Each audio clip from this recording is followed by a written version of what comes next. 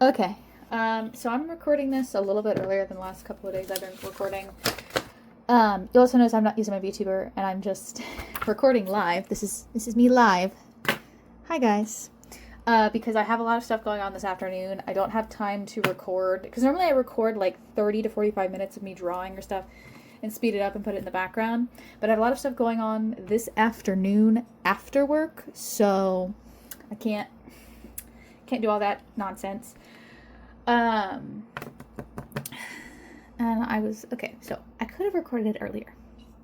Okay? Before work. I could have recorded it earlier before work. But I was not catching up. Okay. So, one of my favorite animes of all time is Ghost Hunt.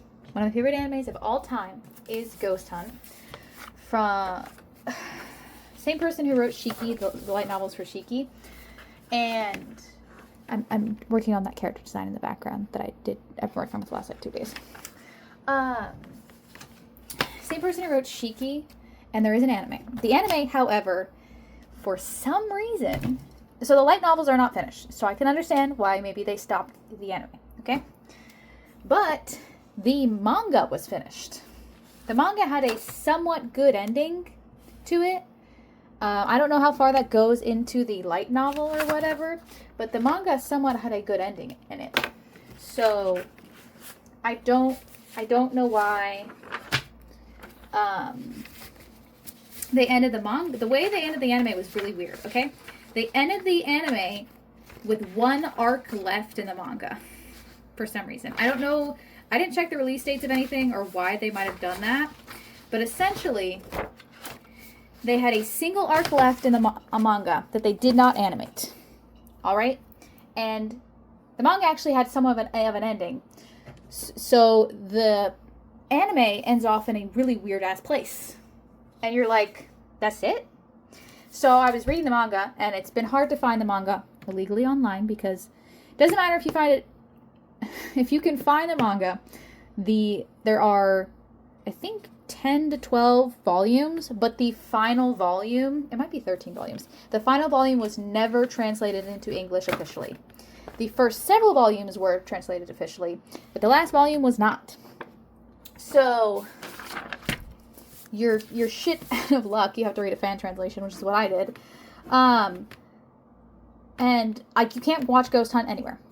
If you try to buy a DVD, the DVD's like $100. So I was like, you know what? I'm just gonna go read the manga, and I've read part of the manga before. But I didn't know the part that I had read was actually the sequel series, which is Akuma no Sesule Ghost Hunt. I don't know if I said that. I don't know if those are even the right words. It might be Semu, not Sesu. I don't know. Don't ask me. Just Google it. Just Google Ghost Hunt sequel manga. But I caught up. I finished reading it. Great stuff. The manga's great stuff. If I knew Japanese, I would find the light novels and read the light novels. But then I also read the sequel manga, which is only 3 volumes. Really great stuff. And I knew going in, it's technically not a shoujo, because the anime is not shoujo. It is Ghost Hunt. It's not Ghost Stories, by the way. People have confused it with Ghost Stories before. This is Ghost Hunt. Sorry, I should actually be doing a little bit of drawing, and I'm very passionate about this because I love Ghost Hunt so much. It's one of the few horror animes that actually has made me scared before. And you can't watch it anywhere because it used to be on Funimation. Then, Funimation collapsed into Crunchyroll. And with that and the death of Funimation, Crunchyroll lost some of the licensing rights for things. Like they own a lot of the stuff for Funimation, but not all of it. So they do not have the licensing for Ghost Hunt in the US. I don't know if they have it in Japan, but in the US, I know it's not available. When I originally watched Ghost Hunt, it was on Netflix back in like 2013, 14, 15. In the infancy of like Netflix being like a streaming service and not like you ship DVDs to you.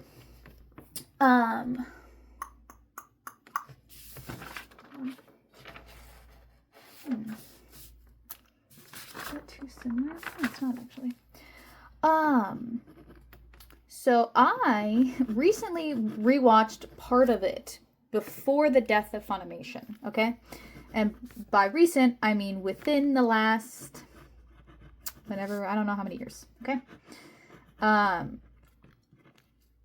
Which sucks. It sucked so horrible that I didn't finish rewatching it. I only watched, I think, the first 2 or 3 arcs, and then I kind of skipped in the middle to my favorite arc, which is the Blood Labyrinth, which is considered, like, the best arc because of how horrifying it is.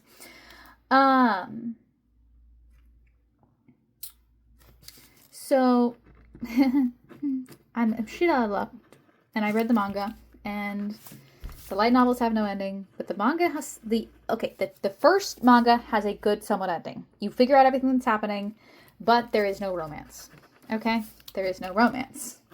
There is, like, the manga ends, oh, this is a big spoiler, but this is from 20 years, this is from, not even 20 years ago, like 10 years ago, okay? Okay? The manga ended like 2010, so 15 years ago, actually.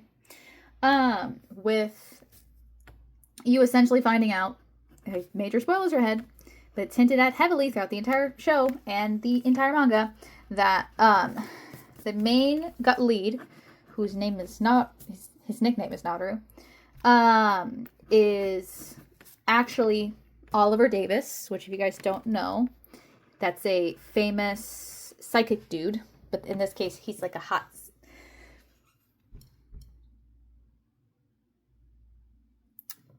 I need you guys to know that when I first watched this, I was very young. And I had a crush on Naru. Okay? And my brain instinctually, remembering that time period, almost called Naru, who is a 17-year-old, hot.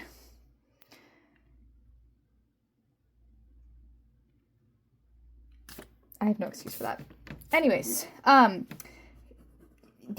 Oliver Davis is like an old man, by the way. He's like an adult man, as far as I know. Even when this manga is supposed to take place, which I don't know when this manga is supposed to take place, but in this fantasy version of the world where ghosts, I mean, I believe in ghosts, but like ghosts are quantifiably real, shown and proven to be real. In this, Oliver Davis is a young 17-year-old who has a dead twin, okay? And for the entire manga, Naru has pretending to be someone else because he's investigating his brother's death and trying to find his body, and he doesn't want to get swarmed by the media. Okay, he's not the main character. Anyways, but there is like a slight sort of implication of romance between the main character Mai and Naru.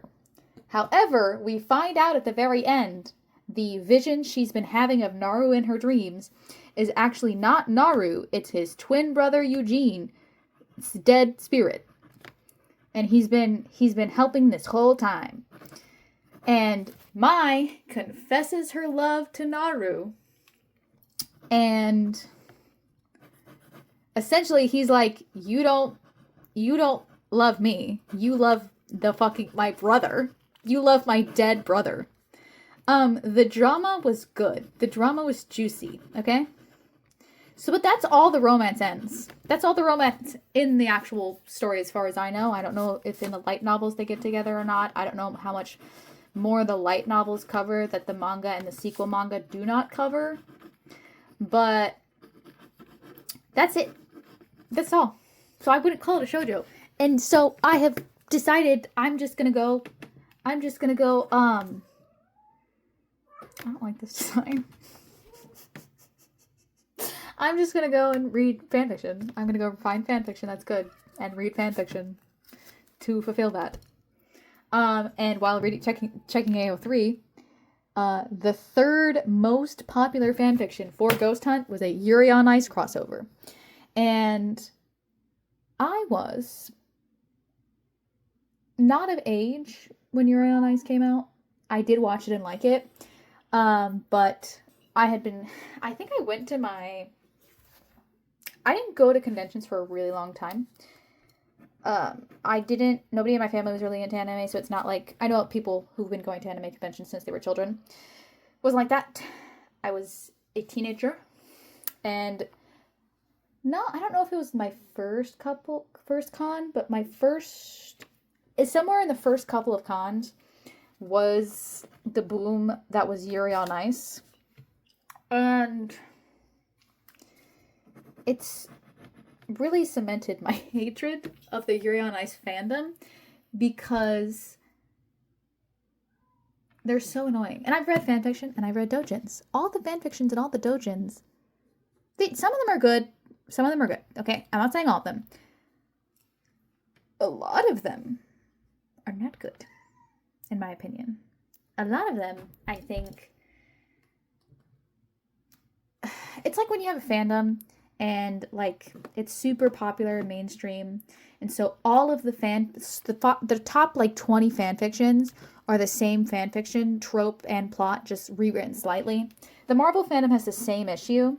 Like, if you read anything that is about, like, Spider-Man and, like, Tony Stark's mentor relationship, you'll know most of the fan fictions about that are Peter's school goes on a field trip to Stark Towers.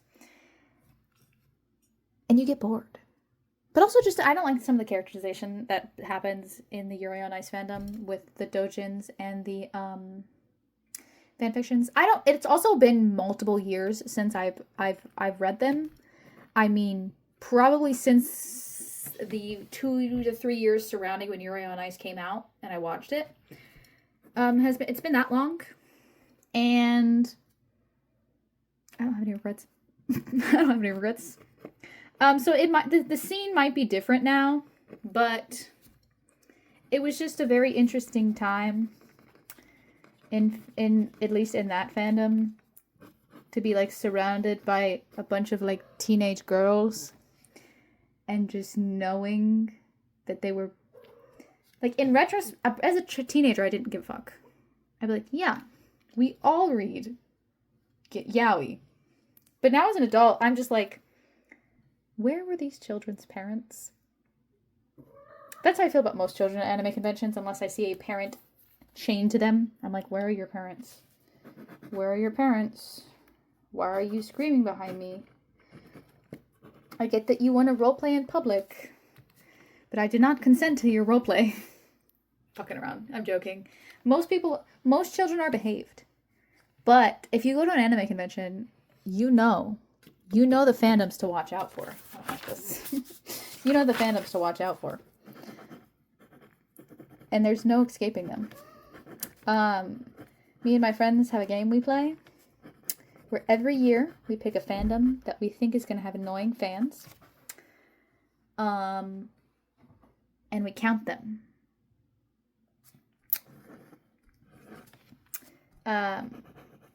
Sometimes if it's not even as a full fandom, sometimes it'll literally be a character. Sometimes it'll be a single character where like, that was a Tumblr sexy man. We're going to see a bunch of him. And we will count the character. We'll count how many cosplayers we see. And I keep a little slight secret tally. I count how many of them are annoying. I don't go out of my way to interact with a lot of people because I don't like strangers. But I will count how many of them are being incredibly loud in a public space beyond the normal measures of amount. The only time I'm incredibly loud in a public space is A, it's already loud, and I'm just adding to the loudness by yelling. B, I can't find somebody. And I will just, well, here's the thing. I've lost people in convention centers before. I will circle, this is going to be in the dealer's hall. That happens all the time. I will circle the entire dealer hall before I start yelling. Multiple times, okay? I'm pretty good at finding people. When I've got my nose to the ground, okay? And I'm pretty good about weaving. I went to a very small high school that had a really small hallways, but a large student body. And also same with my middle school. My middle school is actually torn down because it was such an old building. They tore it down a couple years after I left. So I was used to having to literally squeeze and push. I don't push people in public. I don't push people in public.